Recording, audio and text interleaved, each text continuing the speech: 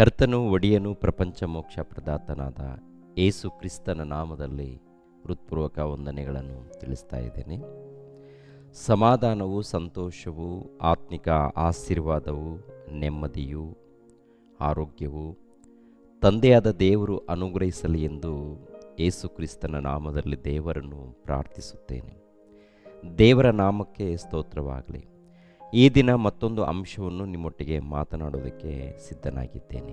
ಪವಿತ್ರಾತ್ಮನಲ್ಲಿಯೂ ದೀಕ್ಷಾ ಸ್ನಾನ ಅಂದರೆ ಅರ್ಥ ಏನು ಎಂಬ ಅಂಶವನ್ನು ನಿಮ್ಮೊಟ್ಟಿಗೆ ಮಾತನಾಡ್ತಾ ಇದ್ದೀನಿ. ಒಂದು ವಚನವನ್ನು ನಾವು ನೋಡೋಣ.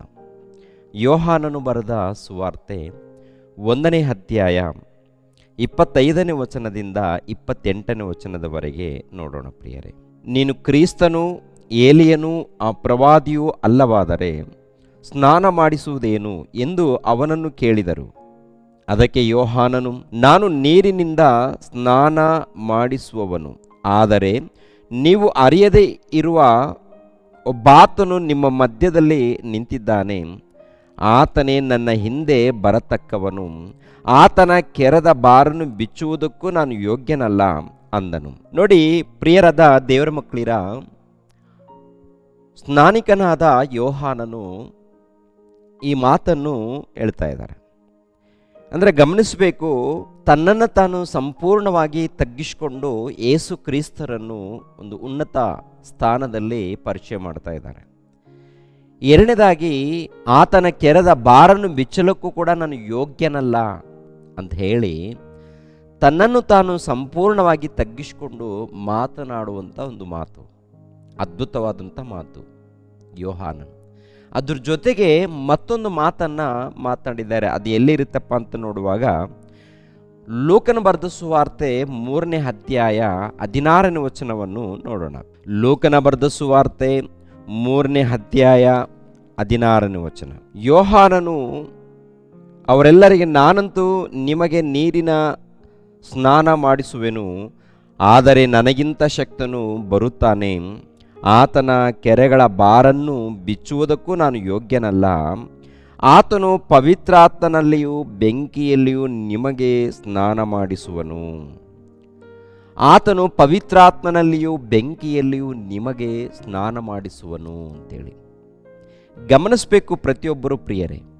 ಪವಿತ್ರಾತ್ಮನಲ್ಲಿಯೂ ಬೆಂಕಿಯಲ್ಲಿಯೂ ನಿಮಗೆ ಸ್ನಾನ ಮಾಡಿಸುವನು ಅಂತ ಹೇಳಿ ಸ್ನಾನಿಕನಾದ ಯೋಹಾನನು ಈ ಒಂದು ಮಾತನ್ನು ಅಲ್ಲಿ ಮಾತಾಡ್ತಾ ಇದ್ದಾರೆ. ಈ ಒಂದು ವಾಕ್ಯವನ್ನು ಆಧಾರ ಮಾಡಿಕೊಂಡು ಈಗಿನ ಕಾಲದಲ್ಲಿ ಕೆಲವರು ಪವಿತ್ರಾತ್ಮನಲ್ಲಿಯೂ ಬೆಂಕಿಯಲ್ಲಿಯೂ ಅಂದಾಗ ಪವಿತ್ರಾತ್ಮನಲ್ಲಿಯೂ ದೀಕ್ಷಾಸ್ಥಾನ ಅಂತ ಹೇಳಿರುವಂಥ ಮಾತು ಇರುವುದರಿಂದ ಸಭೆಯಲ್ಲಿ ಇವಾಗ ಪವಿತ್ರಾತ್ಮನ ಇಳಿತಾ ಇದ್ದಾನೆ ಅಂತೇಳಿ ಹೇಳ್ತಾ ಇರ್ತಾರೆ. ಸಭೆಯಲ್ಲಿ ಏನ್ರಿ ಗಮನಿಸಬೇಕು ಪ್ರಿಯರೇ, ನಾನು ಯಾರನ್ನು ವಿಮರ್ಶೆ ಮಾಡ್ತಾ ಇಲ್ಲ, ವಾಕ್ಯದ ಮೂಲಕ ಇದ್ದದ್ದು ಇದ್ದ ಹಾಗೆ ತಿಳಿಸ್ತಾ ಇದ್ದೀನಿ. ವಾಕ್ಯಗಳನ್ನು ಅರ್ಥ ಮಾಡಿಕೊಂಡು ಭಯಭಕ್ತಿಯಿಂದ ನಾವೆಲ್ಲರೂ ಬದುಕಬೇಕು ಪ್ರಿಯರೇ. ದೇವರು ಮೆಚ್ಚುವಂಥ ರೀತಿಯಲ್ಲಿ ನಾವು ಆರಾಧಿಸಬೇಕು, ಧ್ಯಾನಿಸಬೇಕು, ಪಾಲಿಸಬೇಕು. ದೇವರನ್ನು ಉನ್ನತವಾಗಿ ನಾವು ಪರಿಚಯ ಮಾಡಬೇಕು. ಈಗಿನ ಕಾಲದಲ್ಲಿ ಕೆಲವರು ಇವಾಗ ಪವಿತ್ರಾತ್ಮನ ಇಳಿತಾ ಇದ್ದಾನೆ. ಯಾಕೆಂದರೆ ಪವಿತ್ರಾತ್ಮನ ಮೂಲಕ ದೀಕ್ಷಾಸ್ಥಾನ ಮಾಡಿಸುವನು ಎಂಬುವಂಥ ಮಾತಿರುವುದರಿಂದ ಇವಾಗ ಪವಿತ್ರಾತ್ಮನ ಇಲ್ಲಿ ಇಳಿತಾ ಇದ್ದಾನೆ ಅಂತೇಳಿ ಕೆಲವು ಕಡೆ ಗೊಂದಲ ಉಂಟು ಮಾಡುವಂಥದ್ದು ನೋಡ್ತಾ ಇರ್ತೀವಿ ಅಲ್ಲೆಲ್ಲಿ. ಇವಾಗ ಪವಿತ್ರಾತ್ಮನ ಇಲ್ಲಿ ಇಳಿತಾ ಇದ್ದಾನಂತೇಳಿ. ಪ್ರಿಯರಾದ ದೇವರ ಮಕ್ಕಳಿರ, ಪವಿತ್ರಾತ್ಮನು ಯಾವಾಗ ಇಳಿದಿದ್ದಾನೆ, ಆಮೇಲೆ ಪವಿತ್ರಾತ್ಮ ಯಾವಾಗ ಬರ್ತಾನೆ ಎಂಬುವಂಥದ್ದು ನಾವು ಅರ್ಥ ಮಾಡಿಕೊಳ್ಬೇಕು. ಅರ್ಥ ಮಾಡಿಕೊಳ್ಬೇಕಾದ್ರೆ ವಾಕ್ಯಗಳನ್ನು ಓದಬೇಕು, ಧ್ಯಾನಿಸಬೇಕು. ಸೇವಕರು ಮಾತನಾಡುವಾಗ ಯಾರೇ ಆಗಿರ್ಬೋದು, ಚಿಕ್ಕ ಸೇವಕರಾಗಿರ್ಬೋದು, ದೊಡ್ಡ ಸೇವಕರು ಆಗಿರ್ಬೋದು, ವಾಕ್ಯಗಳನ್ನು ಹೇಳುವಾಗ ಪರಿಶೋಧನೆ ಮಾಡಿ ತಿಳ್ಕೊಳ್ಬೇಕು. ಗಮನಿಸಿರಿ ಪ್ರಿಯರೇ, ಇವಾಗ ಪವಿತ್ರಾತ್ಮನಲ್ಲಿ ದೀಕ್ಷಾಸ್ಥಾನ ಅಂದರೆ ಅರ್ಥ ಏನು? ವಾಕ್ಯದ ಮೂಲಕ ನಾವು ತಿಳ್ಕೊಳ್ಳೋಣ. ಅಪೋಸ್ತಲರ ಕೃತ್ಯಗಳು 1ನೇ ಅಧ್ಯಾಯ 3ನೇ ವಚನ 4ನೇ ವಚನ 5ನೇ ವಚನವನ್ನು ನೋಡೋಣ ಪ್ರಿಯರೇ. ಅಪೋಸ್ತಲರ ಕೃತ್ಯಗಳು 1ನೇ ಅಧ್ಯಾಯ 3ನೇ ವಚನದಿಂದ 5ನೇ ವಚನದವರೆಗೆ ನೋಡಿ ಪ್ರಿಯರೇ. ಆತನು ಬಾಧೆಪಟ್ಟು ಸತ್ತ ಮೇಲೆ ತನ್ನನ್ನು ಜೀವಂತನೆಂದು ಅನೇಕ ಪ್ರಮಾಣಗಳಿಂದ ಅಪೋಸ್ತಲರಿಗೆ ತೋರಿಸಿಕೊಂಡು 40 ದಿವಸಗಳ ತನಕ ಅವರಿಗೆ ಕಾಣಿಸಿಕೊಳ್ಳುತ್ತಾ ದೇವರ ರಾಜ್ಯದ ವಿಷಯವಾದ ಸಂಗತಿಗಳನ್ನು ಹೇಳುತ್ತಾ ಇದ್ದನು. ಹೀಗಿರಲಾಗಿ ಆತನು ಅವರೊಂದಿಗೆ ಕೂಡಿದ್ದಾಗೆ ಅವರಿಗೆ, ಯೋಹಾನನಂತೂ ನೀರಿನಲ್ಲಿ ಸ್ನಾನ ಮಾಡಿಸಿದನು, ನಿಮಗಾದರೂ ಇನ್ನು ಸ್ವಲ್ಪ ದಿವಸಗಳೊಳಗಾಗಿ ಪವಿತ್ರಾತ್ಮನಲ್ಲಿ ಸ್ನಾನವಾಗುವುದು. ಆದ ಕಾರಣ ನೀವು ಯೆರೂಸಲೇಮನ್ನು ಬಿಟ್ಟು ಹೋಗದೆ ತಂದೆ ಮಾಡಿದಂಥ ನೀವು ನನ್ನಿಂದ ಕೇಳಿದಂಥ ವಾಗ್ದಾನಕ್ಕೆ ಕಾದುಕೊಂಡಿರ್ರಿ ಎಂದು ಅಪ್ಪಣೆ ಕೊಟ್ಟನು. ತಂದೆ ಒಂದು ವಾಗ್ದಾನ ಮಾಡಿದ್ದಾನೆ, ಅದೇ ಪ್ರಕಾರ ನನ್ನಿಂದ ವಾಗ್ದಾನವನ್ನು ನೀವು ಕೇಳಿದ್ದೀರ.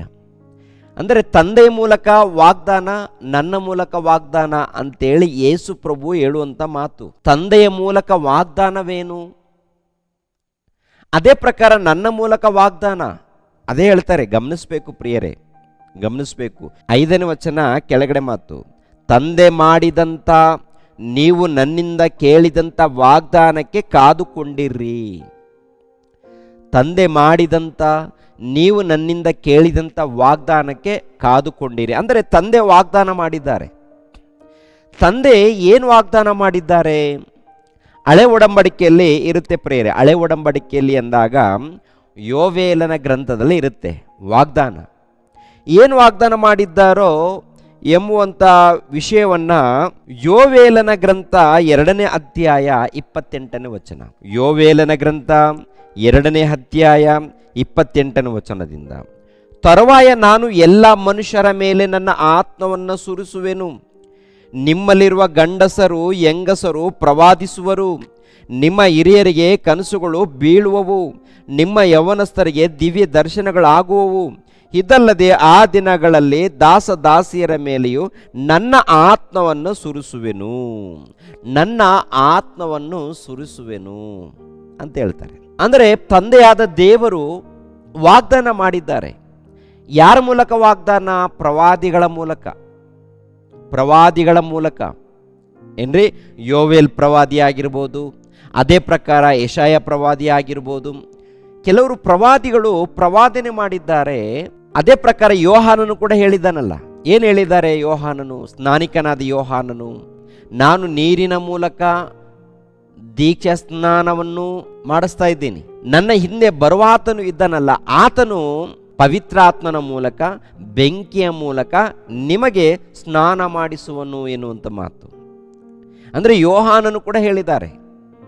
ಯೋಹಾನನು ಹೇಳಿದ್ದು ಮಾತು ತಂದೆಯಾದ ದೇವರು ಕೊಟ್ಟಂಥ ಮಾತು. ಯೋವೇಲನು ಹೇಳಿದಂಥ ಮಾತು ತಂದೆಯಾದ ದೇವರು ಕೊಟ್ಟಂಥ ವಾಗ್ದಾನ.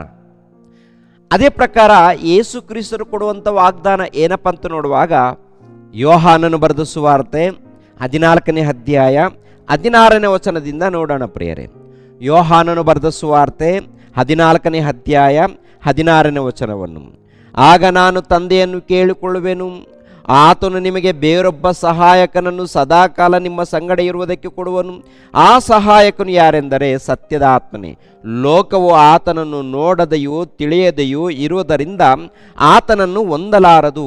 ನೀವು ಆತನನ್ನು ಬಲ್ಲಿರಿ, ಹೇಗೆಂದರೆ ನಿಮ್ಮ ಬಳಿಯಲ್ಲಿ ವಾಸ ಮಾಡುತ್ತಾನೆ ಮತ್ತು ನಿಮ್ಮೊಳಗೆ ಇರುತ್ತಾನೆ. ಮತ್ತೊಂದು ವಚನವನ್ನು ನೋಡೋಣ. ಅದೇ ಯೋಹಾನನು ಬರೆದ ಸುವಾರ್ತೆ 16ನೇ ಅಧ್ಯಾಯ 7ನೇ ವಚನ. ಆದರೂ ನಾನು ನಿಮಗೆ ಸತ್ಯವನ್ನು ಹೇಳುತ್ತೇನೆ, ಕೇಳಿರಿ. ನಾನು ಹೋಗುವುದು ನಿಮಗೆ ಹಿತಕರವಾಗಿದೆ. ಹೇಗೆಂದರೆ ನಾನು ಹೋಗದಿದ್ದರೆ ಆ ಸಹಾಯಕನು ನಿಮ್ಮ ಬಳಿಗೆ ಬರುವುದಿಲ್ಲ. ನಾನು ಹೋದರೆ ಆತನನ್ನು ನಿಮ್ಮ ಬಳಿಗೆ ಕಳಿಸಿಕೊಡುತ್ತೇನೆ.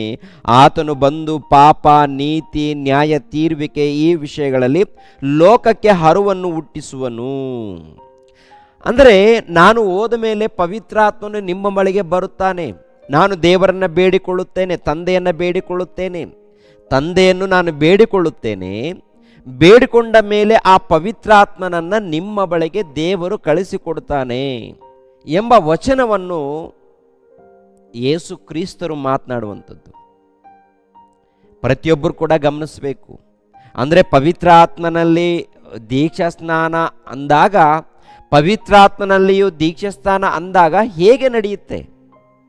ದೀಕ್ಷಾ ಸ್ನಾನ ಎನ್ನುವಂಥದ್ದು ಗೊತ್ತು ನಮಗೆ, ಹೌದಲ್ವಾ? ನೀರಿನಲ್ಲಿ ಮುಳುಗುವಂಥದ್ದು. ಬ್ಯಾಪ್ಟಿಸಮ್ ನೀರಿನಲ್ಲಿ ಮುಳುಗಿಸುವಂಥದ್ದು. ಇವಾಗ ಪವಿತ್ರಾತ್ಮನು ಬಂದಾಗ ಪವಿತ್ರಾತ್ಮನಲ್ಲಿ ಮುಳುಗಿಸುವಂಥದ್ದು. ಪವಿತ್ರಾತ್ಮನಲ್ಲಿ ಮುಳುಗಿಸುವಂಥದ್ದು ಅದು ಯಾವಾಗ ನಡೆಯುತ್ತೆ? ಬಹುಶಃ ದಿನಗಳಲ್ಲಿ ನಡೆಯುತ್ತೆ, ಈಗಿನ ಕಾಲದಲ್ಲಿ ನಡೆಯುತ್ತೆ. ಇವಾಗ ಪವಿತ್ರಾತ್ಮನ ಇಳಿತಾ ಇದ್ದಾನಂತೇಳಿ ಹೇಳ್ತಾರೆ. ಪ್ರಿಯರಾದ ದೇವ್ರ ಮಕ್ಕಳಿರ, ಬಹುಶಃ ದಿನಗಳಲ್ಲಿ ನಡೆಯುತ್ತೆ ಅನ್ನುವಂಥ ಮಾತನ್ನು ನಂಬಬೇಡಿ. ಇವಾಗ ಪವಿತ್ರಾತ್ಮನ ಇಳಿತಾ ಇದ್ದಾನೆ, ಇವಾಗ ಇಳಿತಾ ಇದ್ದಾನೆ, ಇವಾಗ ಇಲ್ಲಿ ಇಳಿತಾ ಇದ್ದಾನೆ ಅಂತ ಹೇಳುವಂಥ ಮಾತಿದೆಯಲ್ಲ, ಅಂಥ ಮಾತುಗಳನ್ನು ಕೂಡ ನಂಬಬೇಡಿ. 1ನೇ ಶತಮಾನದಲ್ಲಿ ಅಪೋಸ್ತಲರಿಗೆ ವಾಗ್ದಾನ ಮಾಡಿದ್ದಾರೆ. ಅವರ ಕಾಲದಲ್ಲಿ ಪವಿತ್ರಾತ್ಮನ ಮೂಲಕ ದೀಕ್ಷಾ ಸ್ನಾನ ನಡೆದಿದೆ. ಪವಿತ್ರಾತ್ಮನ ಮೂಲಕ ದೀಕ್ಷಾ ಸ್ನಾನ ನಡೆದಿದೆ. ಅದು ಹೇಗೆ ಅಂತ ನೋಡುವಾಗ ಅಪೋಸ್ತಲರ ಕೃತ್ಯಗಳು 2ನೇ ಅಧ್ಯಾಯ 1ನೇ ವಚನದಿಂದ, ಪಂಚಾಶತಮ ದಿನದ ಹಬ್ಬವು ಬಂದಿರಲಾಗಿ ಅವರೆಲ್ಲರೂ ಏಕ ಮನಸ್ಸಿನಿಂದ ಒಂದೇ ಸ್ಥಳದಲ್ಲಿ ಕೂಡಿದ್ದರು. ಆಗ ಬಿರುಗಾಳಿ ಬೀಸುತ್ತದೋ ಎಂಬಂತೆ ಪಕ್ಕನೆ ಆಕಾಶದೊಳಗಿಂದ ಒಂದು ಶಬ್ದ ಉಂಟಾಗಿ ಅವರು ಕೂತಿದ್ದ ಮನೆಯಲ್ಲೆಲ್ಲ ತುಂಬಿಕೊಂಡಿತು. ಅದಲ್ಲದೆ ಉರಿಯಂತಿದ್ದ ನಾಲಿಗೆಗಳು ವಿಂಗಡಿಸಿಕೊಳ್ಳುವ ಹಾಗೆ ಅವರಿಗೆ ಕಾಣಿಸಿ ಅವರಲ್ಲಿ ಒಬ್ಬೊಬ್ಬರ ಮೇಲೆ ಒಂದೊಂದಾಗಿ ಕೂತುಕೊಂಡವು. ಆಗ ಅವರೆಲ್ಲರೂ ಪವಿತ್ರಾತ್ಮ ಭರಿತರಾಗಿ ಆ ಆತ್ಮ ತಮಗೆ ನುಡಿಯುವ ಶಕ್ತಿಯನ್ನು ಕೊಡುವ ಪ್ರಕಾರ ಬೇರೆ ಬೇರೆ ಭಾಷೆಗಳಿಂದ ಮಾತನಾಡುವುದಕ್ಕೆ ಪ್ರಾರಂಭಿಸಿದರು. ಅಂದರೆ ಯೇಸು ಕ್ರಿಸ್ತರು ಅನೇಕ ಶ್ರಮೆಗಳನ್ನು, ಬಾಧೆಗಳನ್ನು ಅನುಭವಿಸಿ, ಶಿಲುಬೆ ಮರಣವನ್ನು ಹೊಂದಿ, ಸಮಾಧಿ ಮಾಡಲ್ಪಟ್ಟು, 3ನೇ ದಿನದಲ್ಲಿ ಪುನರುತ್ಥಾನವನ್ನು ಹೊಂದಿ ಎದ್ದು ಬಂದು 40 ದಿನಗಳವರೆಗೆ ಅಪೋಸ್ತಲರಿಗೆ ಕಾಣಿಸ್ಕೊಳ್ತಾರೆ. ಕಾಣಿಸ್ಕೊಂಡು ಪರಲೋಕಕ್ಕೆ ಹೊರಟೋಗ್ತಾರೆ. ಪರಲೋಕಕ್ಕೆ ಹೊರಟೋದ ಮೇಲೆ ಅಪೋಸ್ತಲರ ಮಧ್ಯದಲ್ಲಿ ಪವಿತ್ರಾತ್ಮನು ಇಳಿತಾರೆ. ಯೇಸು ಪ್ರಭು ಪರಲೋಕಕ್ಕೆ ಹೋದ ಮೇಲೆ ಅಪೋಸ್ತಲರ ಮಧ್ಯದಲ್ಲಿ ಪವಿತ್ರಾತ್ಮನು ಇಳಿತಾರೆ. ಯಾಕೆಂದರೆ ಯೇಸು ಪ್ರಭು ಒಂದು ಮಾತು ಹೇಳಿದಾರಲ್ಲ, ನಾನು ಪರಲೋಕಕ್ಕೆ ಹೋದ ಮೇಲೆ ಪವಿತ್ರಾತ್ಮನು ನಿಮ್ಮ ಮಧ್ಯದಲ್ಲಿ ಇಳಿತಾನೆ. ಆ ಮಾತಿದೆಯಾ? ನಾನು ಪರಲೋಕಕ್ಕೆ ಹೋಗದೆ ಹೋದರೆ ಪವಿತ್ರಾತ್ಮನು ನಿಮ್ಮ ಮಧ್ಯದಲ್ಲಿ ಬರುವುದಿಲ್ಲ. ಪವಿತ್ರಾತ್ಮನು ಬರಬೇಕಾದ್ರೆ ನಾನು ಹೋಗ್ಬೇಕು ಅಂತ ಹೇಳ್ತಾರೆ. ಯೇಸು ಪ್ರಭು ಹೇಳಿರುವಂಥ ಮಾತನ್ನೇ ಗಮನಿಸಬೇಕು ಪ್ರಿಯರಾದ ದೇವರ ಮಕ್ಕಳಿರ. ಮತ್ತೊಂದು ಸಾರಿ ಈ ಮಾತನ್ನು ಗಮನಿಸೋಣ ಪ್ರಿಯರೇ. ಯೋಹಾನನು ಬರೆದ ಸುವಾರ್ತೆ 14ನೇ ಅಧ್ಯಾಯ 16ನೇ ವಚನ. ಯೋಹಾನನು ಬರೆದ ಸುವಾರ್ತೆ 14ನೇ ಅಧ್ಯಾಯ 16ನೇ ವಚನ. ಆಗ ನಾನು ತಂದೆಯನ್ನು ಕೇಳಿಕೊಳ್ಳುವೆನು, ಆತನು ನಿಮಗೆ ಬೇರೊಬ್ಬ ಸಹಾಯಕನನ್ನು ಸದಾಕಾಲ ನಿಮ್ಮ ಸಂಗಡ ಇರುವುದಕ್ಕೆ ಕೊಡುವನು. ಆ ಸಹಾಯಕನು ಯಾರೆಂದರೆ ಸತ್ಯದ ಆತ್ಮನೇ. ಸತ್ಯದ ಆತ್ಮನೇ. ಯೋಹಾನನು ಬರೆದ ಸುವಾರ್ತೆ 16ನೇ ಅಧ್ಯಾಯ 7ನೇ ವಚನ. ಆದರೂ ನಾನು ನಿಮಗೆ ಸತ್ಯವನ್ನು ಹೇಳುತ್ತೇನೆ, ಕೇಳಿರಿ. ನಾನು ಹೋಗುವುದು ನಿಮಗೆ ಹಿತಕರವಾಗಿದೆ. ಹೇಗೆಂದರೆ ನಾನು ಹೋಗದಿದ್ದರೆ ಆ ಸಹಾಯಕನು ನಿಮ್ಮ ಬಳಿಗೆ ಬರುವುದಿಲ್ಲ. ನಾನು ಹೋಗದಿದ್ದರೆ ಆ ಸಹಾಯಕನು ನಿಮ್ಮ ಬಳಿಗೆ ಬರುವುದಿಲ್ಲ. ನಾನು ಹೋಗದಿದ್ದರೆ ಆ ಸಹಾಯಕನು ನಿಮ್ಮ ಬಳಿಗೆ ಬರುವುದಿಲ್ಲ. ಆ ಸಹಾಯಕನು ಯಾರು? ಸತ್ಯದ ಆತ್ಮನು. ಸತ್ಯದ ಆತ್ಮನು, ಪವಿತ್ರಾತ್ಮನು. ಆ ಪವಿತ್ರಾತ್ಮನು ನಿಮ್ಮ ಬಳಿಗೆ ಬರಬೇಕಾದ್ರೆ ನಾನು ಹೋಗಬೇಕು. ಎಲ್ಲಿಗೆ? ಪರಲೋಕಕ್ಕೆ. ಹೇಗೆ? ಮಹಿಮೆ ಶರೀರವನ್ನು ಧರಿಸಿಕೊಂಡು ಪರಲೋಕಕ್ಕೆ ಹೋದ ಮೇಲೆ ಆ ಪವಿತ್ರಾತ್ಮನು ನಿಮ್ಮ ಬಳಿಯಲ್ಲಿ ಇಳಿತಾನೆ ಅಂತ ಹೇಳಿ ಯೇಸು ಪ್ರಭು ವಾಗ್ದಾನ ಮಾಡಿದ್ದಾರೆ. ಈ ವಾಗ್ದಾನದ ಪ್ರಕಾರ ಪವಿತ್ರಾತ್ಮನು ಅವರ ಬಳಿಯಲ್ಲಿ ಇಳಿದಿಲ್ವಾ? ಈ ವಾಗ್ದಾನದ ಪ್ರಕಾರ ಪವಿತ್ರಾತ್ಮನು ಅವರ ಬಳಿಯಲ್ಲಿ, ಅಪೋಸ್ತಲರಿದ್ದಂಥ ಅವರ ಬಳಿಯಲ್ಲಿ ಇಳಿದಿಲ್ವಂತ ನೋಡುವಾಗ ಇಳಿದಿದ್ದಾನೆ. ಇಳಿದಂಥ ಆತನು ಪದೇ ಪದೇ ಸಭೆಯ ಮಧ್ಯದಲ್ಲಿ ಇಳಿತಾನ? ಗಮನಿಸ್ರಿ. ಇವು ನೋಡಿ, ಸಭೆಯಾಗಿ ಕೂಡಿದಾಗ, ದೇವರ ಮಕ್ಕಳಾಗಿರುವಂಥ ನಾವು ಸಭೆಯಾಗಿ ಕೂಡ್ತಾ ಇರ್ತೀವಿ, ಪ್ರಾರ್ಥನೆ, ಆರಾಧನೆ ಇಲ್ಲಿರ್ತೀವಿ. ಆವಾಗ ಮತ್ತೆ ಪದೇ ಪವಿತ್ರಾತ್ಮನು ಇಳಿತಾನ? ಇವಾಗ ಪವಿತ್ರಾತ್ಮನ ಇಳಿತಾ ಇದ್ದಾನೆ, ಇವಾಗ ಪವಿತ್ರಾತ್ಮನ ಇಳಿತಾ ಇದ್ದಾನೆ ಅಂತ ಹೇಳ್ತಾರೆ ಪ್ರಿಯರೇ. ಆಲ್ರೆಡಿ ಪವಿತ್ರಾತ್ಮನ ಇಳಿದಿದ್ದಾನೆ, ಸಭೆಯ ಮಧ್ಯದಲ್ಲಿ ಇದ್ದಾನೆ. 1ನೇ ಶತಮಾನದಲ್ಲಿ ಅಪೋಸ್ತಲರ ಮಧ್ಯದಲ್ಲಿ ಪವಿತ್ರಾತ್ಮನ ಇಳಿದು ಅನೇಕ ಅದ್ಭುತಗಳು, ಅನೇಕ ಸೂಚಕ ಕ್ರಿಯೆಗಳು ಅವರ ಮಧ್ಯದಲ್ಲಿ ಮಾಡಿದ್ದಾರಲ್ಲ. ಮತ್ತೆ ಇವಾಗ ಎಳಿತಾರ? ಇಲ್ಲ. ಮತ್ತಿವಾಗ ಎಳಿತಾರ? ಆಲ್ರೆಡಿ ಇಲ್ಲಿದ್ದಾರೆ, ಸಭೆ ಮಧ್ಯದಲ್ಲಿದ್ದಾರೆ. ಯಾವಾಗ ನಾವು ದೀಕ್ಷಾ ಸ್ನಾನವನ್ನು ಪಡ್ಕೊಳ್ತೀವೋ ಆವಾಗ ಪವಿತ್ರಾತ್ಮನ ದಾನವನ್ನು ನಾವು ಪಡ್ಕೊಳ್ತೀವಿ. ಯಾವಾಗ ನಾವು ಯೇಸು ಕ್ರಿಸ್ತರನ್ನು, ತಂದೆಯಾದ ದೇವರನ್ನು, ಪವಿತ್ರಾತ್ಮನ ನಂಬಿ ಯಾವಾಗ ನಾವು ದೀಕ್ಷಾ ಸ್ನಾನವನ್ನು ಪಡ್ಕೊಳ್ತೀವೋ ಆಗ ಪವಿತ್ರಾತ್ಮನನ್ನು ಪಡ್ಕೊಳ್ತೀವಿ ಪ್ರಿಯರೇ. ಅದು ಅರ್ಥ ಮಾಡ್ಕೊಳ್ತಾ ಇಲ್ಲ. ಪವಿತ್ರಾತ್ಮನ ಮೂಲಕ ದೀಕ್ಷಾ ಸ್ನಾನ ಅಂದರೆ 1ನೇ ಶತಮಾನದಲ್ಲಿ ಅಪೋಸ್ತಲರು ಪಡೆದುಕೊಂಡಿದ್ದಾರೆ. ಪವಿತ್ರಾತ್ಮನ ಮೂಲಕ ದೀಕ್ಷಾ ಸ್ನಾನ ಅದು ವಾಗ್ದಾನ ಮಾಡಿದ್ದಾರೆ, ತಂದೆಯಾದ ದೇವರು ವಾಗ್ದಾನ ಮಾಡಿದ್ದಾರೆ, ಪವಿತ್ರಾತ್ಮನ ಇಳಿತಾನಂತೇಳಿ. ಆ ವಾಗ್ದಾನ 1ನೇ ಶತಮಾನದಲ್ಲಿ ಕ್ರೈಸ್ತರ ಮಧ್ಯದಲ್ಲಿ ನೆರವೇರಿದೆ. ಸುಮಾರು ಕ್ರಿಸ್ತಪೂರ್ವ ಯೋವೇಲ್ ಪ್ರವಾದಿ ಇದ್ದಾನಲ್ಲ, ಯೋವೇಲ್ ಪ್ರವಾದಿಯ ಮೂಲಕ ಹೇಳಲ್ಪಟ್ಟ ಪ್ರವಾದನೆ 1ನೇ ಶತಮಾನದಲ್ಲಿ ಅಪೋಸ್ತಲರ ಕಾಲದಲ್ಲಿ ನೆರವೇರುತ್ತೆ. ನೆರವೇರಿದಂಥ ಪ್ರವಾದನೆಯನ್ನು ಕುರಿತು ಈ ಕಾಲದಲ್ಲಿ ಇವಾಗ ಇಳಿತಾ ಇದ್ದಾನೆ ಅಂತೇಳಿ ಪವಿತ್ರಾತ್ಮನನ್ನು ಕುರಿತು ಮಾತಾಡ್ತಾ ಇರ್ತಾರೆ ಪ್ರಿಯರೇ. ಪವಿತ್ರಾತ್ಮನು ಆಲ್ರೆಡಿ 1ನೇ ಶತಮಾನದಲ್ಲಿ ಅಪೋಸ್ತಲರಿದ್ದಂಥ ಅವರ ಕಾಲದಲ್ಲಿ ಇಳಿದಿದ್ದಾರೆ. ಭೂಲೋಕದಲ್ಲಿ ಸಭೆಯ ಮಧ್ಯದಲ್ಲಿ ನಿಜವಾದ ದೇವರ ಸಭೆ ಎಲ್ಲಿದೆಯೋ, ವಾಕ್ಯದ ಪ್ರಕಾರ ಎಲ್ಲಿ ನಡೀತಾ ಇದ್ದಾರೋ ಅವರ ಮಧ್ಯದಲ್ಲಿ ಪವಿತ್ರಾತ್ಮನು ಇದ್ದಾನೆ. ಗೊಂದಲ ಉಂಟು ಮಾಡಲ್ಲ, ಗಲಿಬಿಲಿ ಉಂಟು ಮಾಡಲ್ಲ ಪವಿತ್ರಾತ್ಮನು. ಪವಿತ್ರಾತ್ಮನ ಇದ್ದರೆ ಜ್ಞಾನ ಇರುತ್ತೆ, ಪವಿತ್ರಾತ್ಮನ ಇದ್ದರೆ ಸಮಾಧಾನ ಇರುತ್ತೆ, ಪವಿತ್ರಾತ್ಮನ ಇದ್ದರೆ ನೆಮ್ಮದಿ ಇರುತ್ತೆ, ಪವಿತ್ರಾತ್ಮನ ಇದ್ದರೆ ಆನಂದ ಇರುತ್ತೆ. ಕಿರಿಚಾಡಲ್ಲ, ಅರಿಚಾಡಲ್ಲ, ಕೂಗಾಡಲ್ಲ, ಸಮಾಧಾನದಿಂದ, ಸಂತೋಷದಿಂದ ದೇವರನ್ನು ಕೊಂಡಾಡ್ತಾರೆ, ದೇವರನ್ನು ಘನಪಡಿಸ್ತಾರೆ. ಸಭೆಯ ಮಧ್ಯದಲ್ಲಿ ಸಮಾಧಾನ ಇರುತ್ತೆ ಪ್ರಿಯರೇ. ಸಭೆಯ ಮಧ್ಯದಲ್ಲಿ ಸಮಾಧಾನ ಇರುತ್ತೆ ಪ್ರಿಯರೇ. ಅಂಥ ಸಮಾಧಾನವನ್ನು ಪವಿತ್ರಾತ್ಮನ ಮೂಲಕ ಪಡ್ಕೊಳ್ತೀವಿ. ಪವಿತ್ರಾತ್ಮನ ಮೂಲಕ ಜ್ಞಾನವನ್ನು ಪಡ್ಕೊಳ್ತೀವಿ, ಪವಿತ್ರಾತ್ಮನ ಮೂಲಕ ಸಮಾಧಾನವನ್ನು ಪಡ್ಕೊಳ್ತೀವಿ. ಯೋಹಾನನು ಬರೆದ ಸುವಾರ್ತೆಯಲ್ಲಿ ನಾವು ನೋಡ್ತೀವಲ್ವಾ, 16ನೇ ಅಧ್ಯಾಯ ಏನ್ರಿ 7ನೇ ವಚನ 8ನೇ ವಚನದಲ್ಲಿ ಗಮನಿಸೋಣ. ಆದರೂ ನಾನು ನಿಮಗೆ ಸತ್ಯವನ್ನು ಹೇಳುತ್ತೇನೆ, ಕೇಳಿರಿ, ನಾನು ಹೋಗುವುದು ನಿಮಗೆ ಹಿತಕರವಾಗಿದೆ.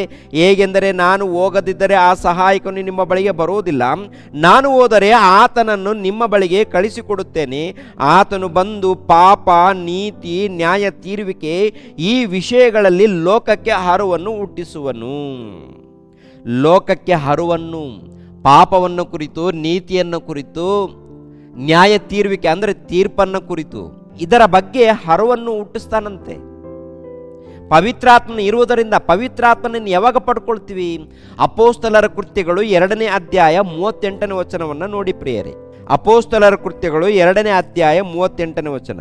ನಿಮ್ಮ ಪಾಪಗಳು ಪರಿಹಾರವಾಗುವುದಕ್ಕಾಗಿ ನಿಮ್ಮಲ್ಲಿ ಪ್ರತಿಯೊಬ್ಬರು ದೇವರ ಕಡೆಗೆ ತಿರುಗಿಕೊಂಡು ಯೇಸು ಕ್ರಿಸ್ತನ ಹೆಸರಿನ ಮೇಲೆ ದೀಕ್ಷಾ ಸ್ನಾನ ಮಾಡಿಸಿಕೊಳ್ಳಿರಿ. ಆಗ ನೀವು ಪವಿತ್ರಾತ್ಮನ ದಾನವನ್ನು ಹೊಂದುವಿರಿ. ಪವಿತ್ರಾತ್ಮನ ದಾನವನ್ನು ಹೊಂದುವಿರಿ. ಈ ವಾಗ್ದಾನವು ನಿಮಗೂ ನಿಮ್ಮ ಮಕ್ಕಳಿಗೂ ದೂರವಾಗಿರುವವರೆಲ್ಲರಿಗೂ, ಅಂತೂ ನಮ್ಮ ದೇವರಾಗಿರುವ ಕರ್ತನು ತನ್ನ ಕಡೆಗೆ ಕರೆಯುವವರೆಲ್ಲರಿಗೂ ಮಾಡೋಣವಾಗಿದೆ ಎಂದು ಹೇಳಿದನು. ಅಂದರೆ ಪವಿತ್ರಾತ್ಮನನ್ನು ಯಾವಾಗ ಪಡೆದುಕೊಳ್ತೀವಂತ ನೋಡುವಾಗ, ಯಾವಾಗ ತಂದೆಯಾದ ದೇವರನ್ನು, ದೈವ ಕುಮಾರನಾದಂಥ ಯೇಸು ಕ್ರಿಸ್ತರನ್ನು, ಪವಿತ್ರಾತ್ಮನನ್ನು ತಿಳಿದುಕೊಂಡು ತಂದೆ ಮಗ ಪವಿತ್ರಾತ್ಮನ ಹೆಸರಿನಲ್ಲಿ ದೀಕ್ಷಾಸ್ಥಾನ ಪಡೆದುಕೊಂಡಾಗ ಪವಿತ್ರಾತ್ಮನ ದಾನವನ್ನು ಪಡ್ಕೊಳ್ತೀವಿ. ಪವಿತ್ರಾತ್ಮನ ದಾನವನ್ನು ಪಡೆದುಕೊಂಡಾಗ ಅವಾಗ ಪರಿಪೂರ್ಣವಾದಂಥ ಜ್ಞಾನದಲ್ಲಿ ಪವಿತ್ರಾತ್ಮನು ನಡೆಸ್ತಾರೆ. ಪವಿತ್ರಾತ್ಮನ ನಡೆಸ್ತಾರೆ. ಯಾವಾಗ? ಹೇಗೆ? ಪವಿತ್ರಾತ್ಮನನ್ನು ಪಡೆದುಕೊಂಡ ಮೇಲೆ ನಾವು ಭಕ್ತಿಯಲ್ಲಿ, ಧ್ಯಾನದಲ್ಲಿ, ದೇವರ ಸಹವಾಸದಲ್ಲಿ, ಸಭೆ ಸಹವಾಸದಲ್ಲಿ ಇದ್ದಾಗ ಪರಿಪೂರ್ಣವಾದಂಥ ಜ್ಞಾನದಲ್ಲಿ ನಡೆಸ್ತಾರೆ. ಮತ್ತೆ ದೀಕ್ಷಾ ಸ್ನಾನವನ್ನು ಪಡೆದುಕೊಂಡು ಮತ್ತೆ ಲೋಕದ ಪಾಪದಲ್ಲಿದ್ದಾಗ ಅವಾಗೇನು ನಡೆಯುತ್ತೆ? ಎಚ್ಚರಿಸ್ತಾರೆ ಹೃದಯದಲ್ಲಿ. ಏನಪ್ಪ ನೀನು ದೀಕ್ಷಾ ಸ್ಥಾನ ಪಡ್ಕೊಂಡಿದ್ಯಾ, ದೇವ್ರಿಗೋಸ್ಕರ ಪ್ರಮಾಣ ಮಾಡಿದ್ಯಾ, ದೇವ್ರಿಗೋಸ್ಕರ ಬದುಕ್ತೀನಿ ಅಂತೇಳಿ ಪ್ರಮಾಣ ಮಾಡಿದ್ಯಾ, ಮತ್ತೆ ನೀನು ಮಾಡ್ತಾ ಇರೋದೇನು? ದೀಕ್ಷಾ ಸ್ನಾನವನ್ನು ಪಡೆಯುವಾಗ ದೇವರ ಬಳಿಯಲ್ಲಿ ಪ್ರಮಾಣ ಮಾಡಿದೀಯ. ಪ್ರಮಾಣ ಮಾಡಿರುವಂಥ ನೀನು ಮತ್ತೆ ತಪ್ಪು ಮಾಡ್ತಾ ಇದೆಯಲ್ಲ, ಅನೇಕ ಸುಳ್ಳುಗಳು ಮಾತಾಡ್ತಾ ಇದೆಯಲ್ಲ, ಅನೇಕ ಪಾಪಗಳನ್ನು ಮಾಡ್ತಾ ಇದೆಯಲ್ಲ ಅಂತೇಳಿ ಹೃದಯದಲ್ಲಿ ಎಚ್ಚರಿಸ್ತಾನೆ. ಕೇಳಿಲ್ಲ ಅಂದರೆ ಪದೇ ಪದೇ ಪಾಪ ಮಾಡಿಕೊಂಡು ಹೋದರೆ ಕಠಿಣವಾದ ತೀರ್ಪಿಗೆ ಗುರಿಯಾಗ್ತೀಯ ನೀನಂತಲೂ ಎಚ್ಚರಿಸ್ತಾನೆ. ಕೇಳದೆ ಹೋದರೆ ಆಕಸ್ಮಿಕವಾಗಿ ನಾಶ ಬರುತ್ತೆ, ಸತ್ತೋಗ್ತೀವಿ, ಬೆಂಕಿಯ ಕೊಂಡಕ್ಕೆ ಹೋಗ್ಬೇಕಾಗತ್ತೆ. ಆದ್ದರಿಂದ ಪ್ರಿಯರಾದ ದೇವರ ಮಕ್ಕಳಿರ, ಪವಿತ್ರ ಆತ್ಮನ ದೀಕ್ಷಾಸ್ಥಾನ ಅಂದಾಗ 1ನೇ ಶತಮಾನದಲ್ಲಿ ಅಪೊಸ್ತಲರಿದ್ದಂಥ ಅವರ ಕಾಲದಲ್ಲಿ ದೀಕ್ಷಾಸ್ಥಾನ ನಡೆದಿದೆ. ಅವರ ಕಾಲದಲ್ಲಿ ಪವಿತ್ರಾತ್ಮನು ಇಳಿದಿದ್ದಾನೆ, ಸಭೆಯ ಮಧ್ಯದಲ್ಲಿ ಇದ್ದಾನೆ. ನಾವು ಯಾವಾಗ ಪವಿತ್ರಾತ್ಮನ ಪಡ್ಕೊಳ್ತೀವಿ ಅಂದಾಗ, ಯಾವಾಗ ತಂದೆಯಾದ ದೇವರನ್ನು ತಿಳಿದುಕೊಂಡು, ಯೇಸು ಕ್ರಿಸ್ತನ ತಿಳಿದುಕೊಂಡು, ಪವಿತ್ರಾತ್ಮನನ್ನು ತಿಳಿದುಕೊಂಡು ದೀಕ್ಷಾಸ್ಥಾನವನ್ನು ಪಡ್ಕೊಳ್ತೀವೋ ಆವಾಗ ಪವಿತ್ರಾತ್ಮನ ದಾನವನ್ನು ನಾವು ಪಡ್ಕೊಳ್ತೀವಿ. ಪಡ್ಕೊಂಡ ಮೇಲೆ ದೇವರ ಧ್ಯಾನದಲ್ಲಿ, ಪ್ರಾರ್ಥನೆಯಲ್ಲಿ, ಆರಾಧನೆಯಲ್ಲಿ ಪ್ರತಿನಿತ್ಯ ಜೀವಿಸಬೇಕು. ಸತ್ತರೆ ನಿತ್ಯ ಜೀವನ ಪಡ್ಕೊಳ್ತೀವಿ. ಇದು ನಡೆಯುತ್ತೆ ಪ್ರಿಯರೇ. ಇದನ್ನು ಅರ್ಥ ಮಾಡಿಕೊಂಡು ಭಯ ಭಕ್ತಿಯಿಂದ ನಾವೆಲ್ಲರೂ ಜೀವಿಸೋಣ ಪ್ರಿಯರೇ. ಓಕೆ, ದೇವರು ನಿಮ್ಮನ್ನು ನನ್ನನ್ನು ಆಶೀರ್ವದಿಸಲಿ. ಎಲ್ಲರೂ ತಲೆಬಾಗಿಸಿರಿ, ಪ್ರಾರ್ಥನೆ ಮಾಡಿ ಮುಗಿಸುತ್ತೇನೆ. ಸರ್ವವನ್ನು ಸರ್ವಲೋಕವನ್ನು ಉಂಟು ಮಾಡಿರುವಂಥ ಸರ್ವಶಕ್ತನಾದ ಮಹೋನ್ನತನಾದ ನಮ್ಮ ತಂದೆಯೇ, ನಿಮಗೆ ಸ್ತೋತ್ರಗಳು. ನೇರ ಪ್ರಸಾರವನ್ನು ವೀಕ್ಷಿಸಿರುವಂಥ ಎಲ್ಲ ನಿಮ್ಮ ಮಕ್ಕಳನ್ನು ಆಶೀರ್ವದಿಸಿ, ಪ್ರತಿ ಕುಟುಂಬಕ್ಕೆ ನೆಮ್ಮದಿ, ಶಾಂತಿ, ಸಮಾಧಾನವನ್ನು ದಯಪಾಲಿಸಿ, ನಿಮ್ಮ ಧ್ಯಾನದಲ್ಲಿ, ಭಕ್ತಿಯಲ್ಲಿ, ಪ್ರಾರ್ಥನೆಯಲ್ಲಿ ನಿಷ್ಠೆಯಿಂದ ಜೀವಿಸುವಂತೆ ಆಶೀರ್ವದಿಸಿ. ಯೇಸು ಪವಿತ್ರ ನಾಮದಲ್ಲಿ ಬೇಡಿ ಹೊಂದಿದ್ದೇವಪ್ಪ ತಂದೆಯೇ, ಆಮೇನ್. ಎಲ್ಲರಿಗೂ ವಂದನೆಗಳು.